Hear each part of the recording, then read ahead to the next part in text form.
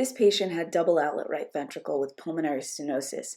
After a pheromoxetol-enhanced MRI, we were able to see that there was an additional complex large muscular VSD.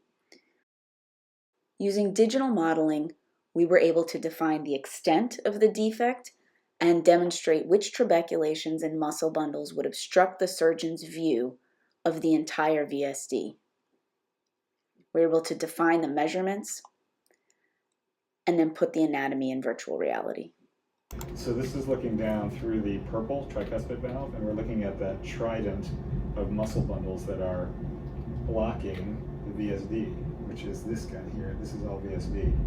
So we're going to see a little bit of it down here. We're going to try to elevate these muscle bundles. And then the egress is also through this one in the RV outflow tract up here.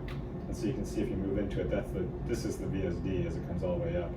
So it's got to come, the patch has to come under, over, and then basically be sewn to the back of this muscle bundle, because if you go from the LV side, yeah, here. So this is looking from the LV side.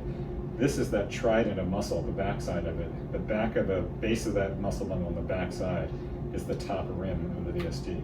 This is that part that goes out to the infundibulum, and this is the part that goes down through the ventricle.